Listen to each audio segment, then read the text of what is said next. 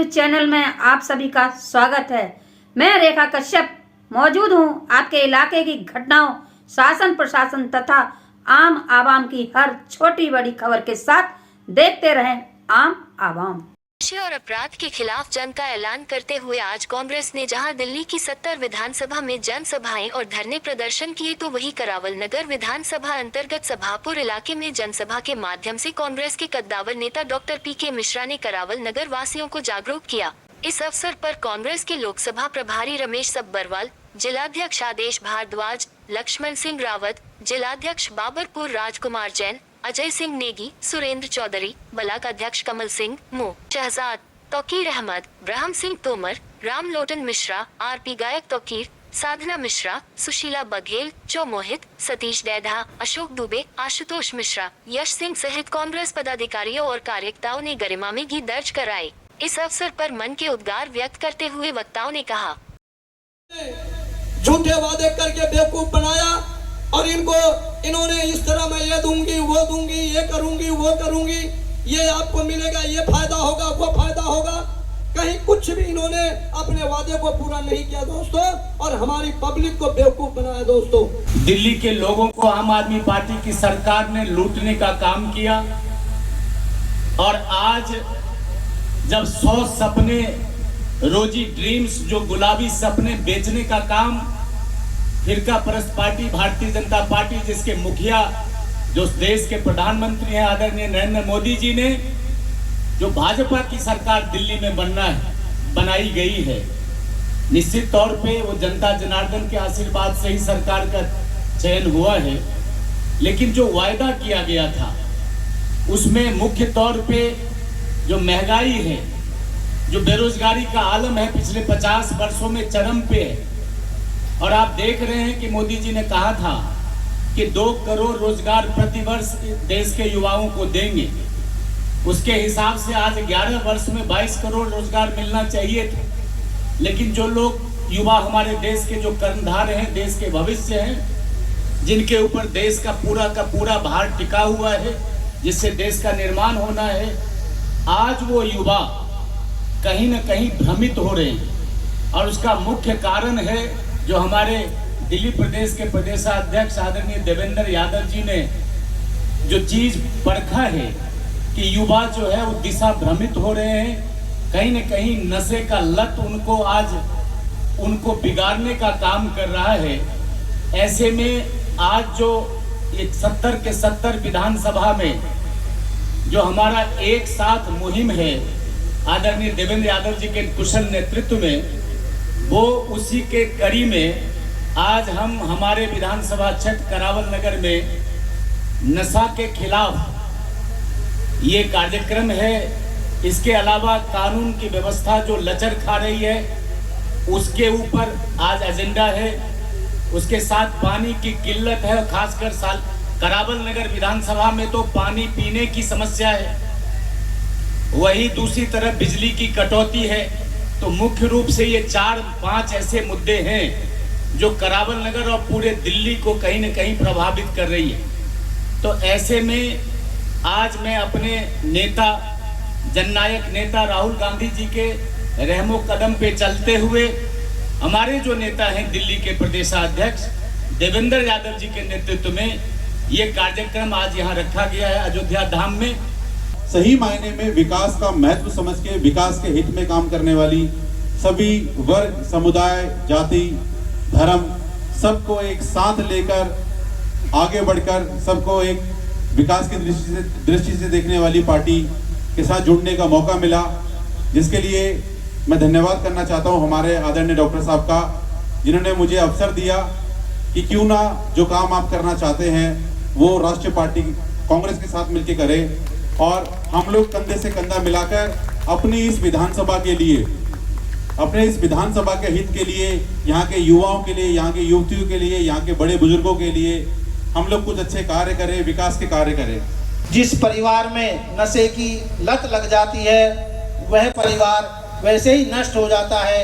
ये जो सरकार है, इस सरकार में जो भी हमारे बहन परिवार से आती हैं वो सभी जिन परिवारों में नशा है वो बड़ी दुखित होती हैं, उनका परिवार पिछड़ जाता है। और आगे तो सरकार के सभी दिल्ली विधानसभाओं में जितनी 70 विधानसभाएं हैं उन 70 विधानसभाओं में प्रदर्शन नशे के उसमें हो रहा है। और जो भी विधानसभाएं में किया जा रहा है वह हम घर घर के तक पहुंचाने की कोशिश कर रहे हैं, जागरूक करने की कोशिश कर रहे हैं। आपके बच्चों को नशे की लत से बचाने की कोई मुहिम आज लड़ रहा है, तो एक ऐसा जुझारू प्रदेश अध्यक्ष आपको मिला है श्री देवेंद्र यादव जी के रूप में, जो आपके बच्चों को नशे की लत से बचाने की कोशिश में आज लगे हुए हैं। और उन्होंने आज पूरी विधानसभाओं के अंदर आपके ये धरना प्रदर्शन रखा, इस गूंगी बहरी सरकार को जगाने का कार्य किया। मेरे भाइयों, बुजुर्गों और दोस्तों, आज कांग्रेस पार्टी का एक ऐसा कद्दावर लीडर आपके बीच मौजूद है, माननीय हमारे राहुल गांधी जी, जो आपकी बच्चों को नशे से बचाना चाहते हैं, आपकी आवाज उठाना चाहते हैं, भ्रष्टाचार से हिंदुस्तान को बचाना चाहते हैं। ये जिम्मेदारी सिर्फ राहुल गांधी जी की नहीं है, ये जिम्मेदारी सिर्फ हमारे प्रदेश अध्यक्ष देवेंद्र यादव जी की नहीं है, ये जिम्मेदारी हमारे प्रत्याशी डॉक्टर पीके मिश्रा जी की नहीं है, ये जिम्मेदारी आप सबकी है। आप सबको कांग्रेस के कंधे से कंधा मिलाकर चलना होगा, तब जाकर हम इसमें कामयाब हो सकेंगे। आज जुआ सट्टा अवैध शराब जो चल रही है, इसको रोकने के लिए हमारे शीर्ष नेतृत्व से श्री देवेंद्र यादव जी ने जो आह्वान किया हुआ है, उसमें आप सबका भागीदारी चाहिए। अगर वो कर रहे हैं, अगर हम सब मिलकर इसको कंधे से कंधा मिला के चलेंगे तो इसको हम खत्म कर सकते हैं, कोई दो राय नहीं है। दूसरी बात पे मैं आऊंगा, मैं बड़ी संक्षेप में बात हमारे सोनिया बिहार में करावल नगर विधानसभा क्षेत्र में कर लो, हमारे यहाँ के विधायक भी हैं, मंत्री भी है, संतरी भी है, सारे हैं, लेकिन विकास का कार्य नहीं हो रहा है। उसका जिम्मेदार कौन है? मैं कपिल मिश्रा जी को बोलना चाह रहा हूँ। मेरे यहाँ मंत्री हैं, मेरे यहाँ रोड नहीं है, रोड पे चलने के लोग तरस रहे हैं, डेली एक्सीडेंट हो रहे हैं, कोई सुनवाई नहीं हो रही है। उन्होंने आए थे, एक जुमला देके चले गए कि रोड एलिवेटेड बन जाएगा, क्या हुआ उसका? तो इसके लिए कहीं हम लोग भी जिम्मेदार हैं। हम अगर वो गली में आते हैं हमारे, तो उनका घेराव करना चाहिए, उनसे पूछना चाहिए कि आपने वादा किया था, क्या हुआ? सिर्फ इतना ही कहूंगा दोस्तों कि ये जिस घर में भी नशाखोरी हो जाती है, वो घर जो है कभी चलता नहीं है दोस्तों। और रोड का जो एक्सीडेंट हो रहा है, ये रोड पे हम लोगों की बहुत बड़ी कमजोरी हो रही है कि हम लोग इसका विरोध प्रदर्शन नहीं करते हैं। हम लोग सब मिल करके इसका विरोध प्रदर्शन करें। और अगर गली मोहल्ले में कोई भाई, कोई पड़ोसी अगर नशे की लत में है, तो उसको सहयोग करके उसको हमें छुड़वाएं। यही हमारा परम कर्तव्य बनता है और यही हमारा परम धर्म बनता है।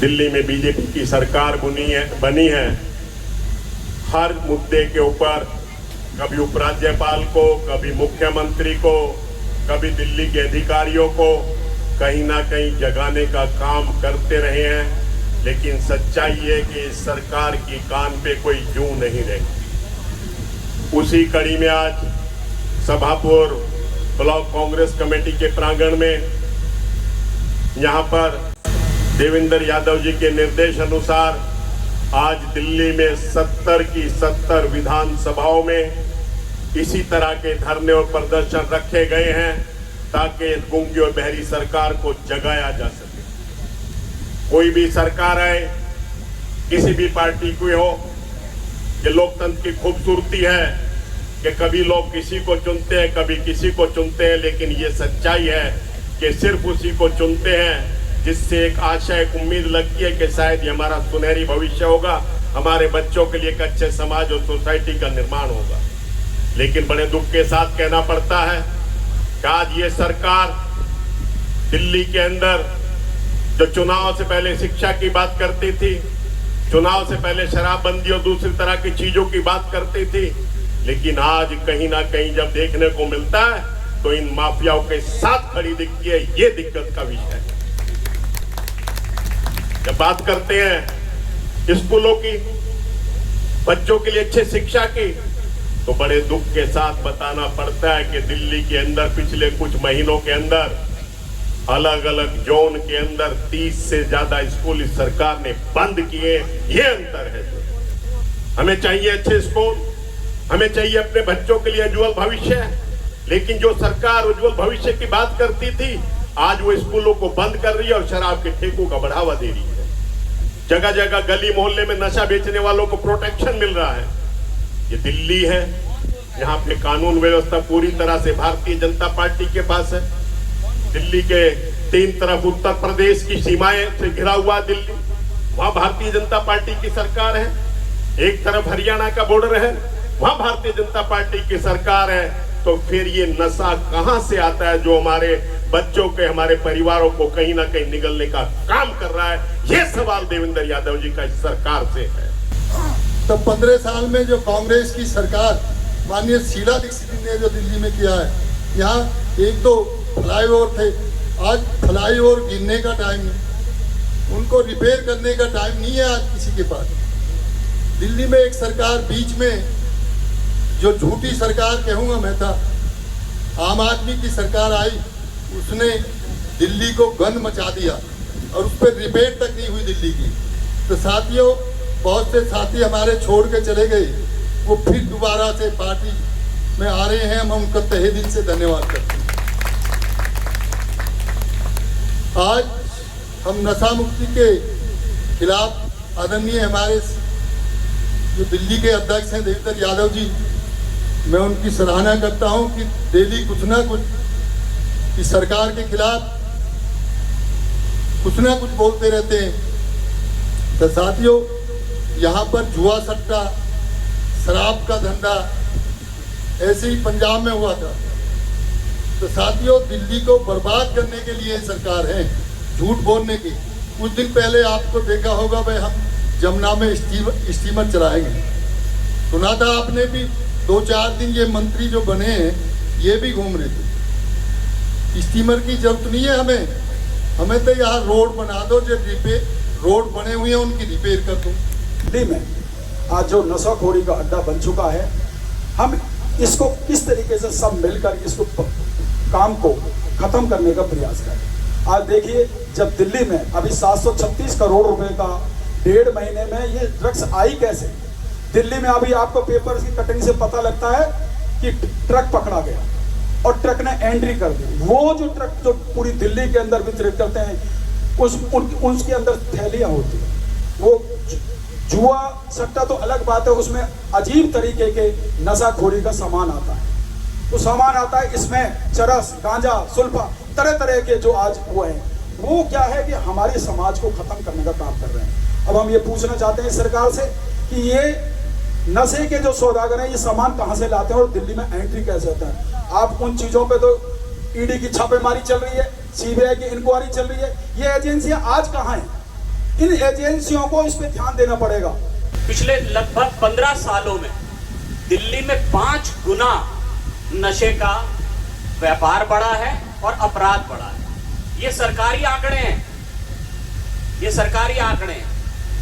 2010 और 15 के बीच में जहां 15-20 जगहें चिन्हित थी कि यहाँ नशा होता है, आज लगभग 100 के करीब दिल्ली में जगहें हैं जहां नशे का कारोबार लगातार बढ़ता जा रहा है।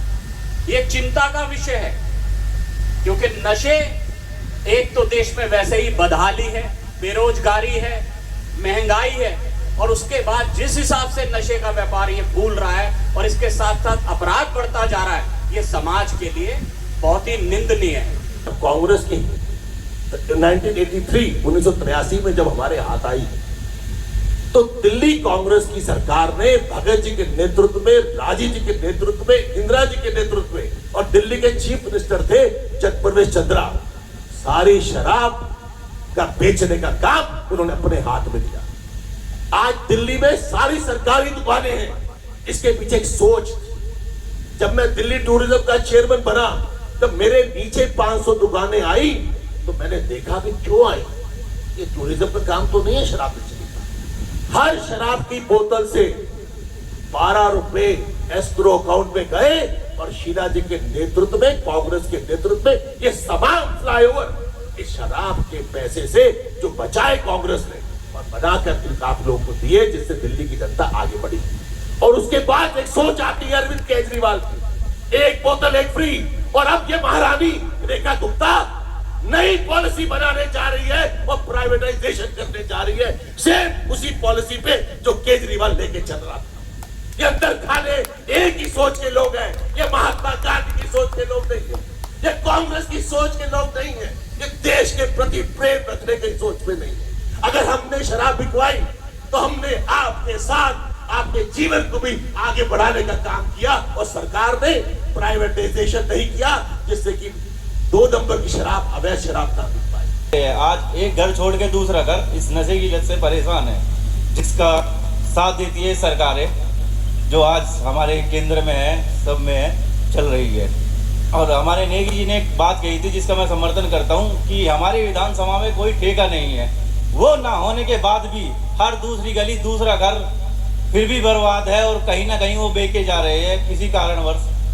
मैं सबसे चाहता हूं कि किसी चीज़ का विरोध करके हम कंप्लेन करें, साथ दें और आगे चलते रहे, इसका समर्थन करें। और ज़्यादा से ज़्यादा नौजवान जो जोड़े जाए, हमारे साथ जुड़े, वो ही इस काम में बढ़ावा ज़्यादा दे पाएंगे। जैसे कि मेरी उम्र ज़्यादा नहीं, 27 साल है, मैंने कांग्रेस ज्वाइन करी, मुझे गाइड किया डॉक्टर पी.के. मिश्रा जी का, जिन्होंने मुझे मौका दिया, और धन्यवाद करूँगा मैं उनका।